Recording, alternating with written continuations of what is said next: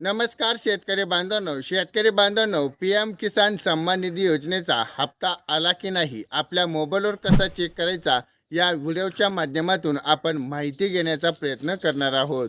चॅनलवरती नवीन असाल तर चॅनलला सबस्क्राईब, लाईक आणि शेअर करायला मात्र विसरू नका. हे आपण या व्हिडिओच्या माध्यमातून बेनिफिशियल स्टेटस 1 ते 2 मिनिटात कसं चेक करू शकतात. चला तर व्हिडिओला आपण सुरुवात करूयात. आपल्याला प्ले स्टोर ओपन करायचं आहे आणि प्ले स्टोरवर तुम्हाला पी एम किसान हे ॲप्लिकेशन तुम्हाला चालू करायचं आहे. आणि पी एम किसानचं जे ॲप्लिकेशन चालू केले त्यानंतर तुम्हाला पहिल्यांदा लॉग इन ऑप्शन येईल आणि लॉग इन ऑप्शन आपण पहिल्यांदाच केलेलं आहे. पण तुम्हालाही लॉग इन करण्यासाठी तुम्हाला रजिस्टर नंबर आणि तुम्हाला तुमचा आधार कार्ड नंबर लागेल. त्यामध्ये तुम्हाला बेनिफिशियल लॉग इन टाईप करावं लागेल आणि तुम्हाला तुमचा रजिस्टर नंबर टाकून तुमच्या मोबाईल नंबरवरती एक ओ टी पी येईल. तो ओ टी पी तुम्हाला एंटर करायचा आहे.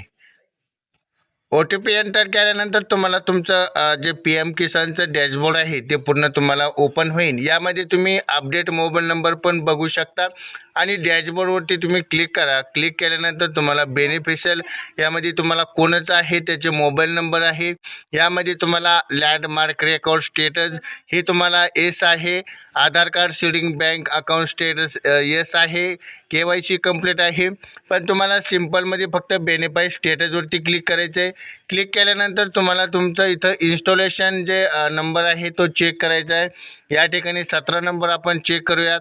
17 नंबरचा चेक केल्यानंतर तुम्हाला गेट ओ टी पीवरती गेट डिटेलवरती तुम्हाला क्लिक करायचं आहे. त्यानंतर तुम्हाला सर्वात खाली तुम्हाला इथे तुमचं इन्स्टॉलेशन डेट असेल 17वा जो हप्ता आहे तो कधी जमा झाला आहे ते तुमचा 20/8/2020मध्ये तुमचा जे हप्ता जमा झाला असेल. त्यामध्ये तुम्ही जर म्हणले 10वा चेक करायचा आहे तर तुम्ही 10वा पण दाखवू शकता. त्यामुळे तुम्हाला 3/8/2025 यामध्ये जर ज्यांचं बँकचं किंवा जे लँड सेलिंगचा प्रॉब्लेम असेल तर ते लँड सेलिंगच्या प्रॉब्लेममध्ये यांना हे डिटेल दाखवणार नाही.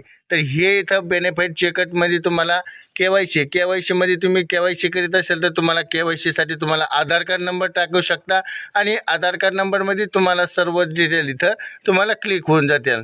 आणि यामध्ये तुम्ही बघितलं असेल तर तुम्हाला जर तुमचं लँड रेकॉर्ड जर सेलिंग स्टेटस जर इथं नो दाखवत असेल तर तुम्हाला के वाय सी करावं लागेल. आणि के वाय सी करताना तुम्हाला तुमचं जे रेकॉर्ड आहे ते रेकॉर्ड तुम्हाला दाखवावं लागेल की तुम्हाला वारसानुसार कोणाची जमीन तुम्हाला कोणाच्या नावावर आलेली आहे हे तुम्हाला सर्व त्या ठिकाणी दाखवावं लागेल.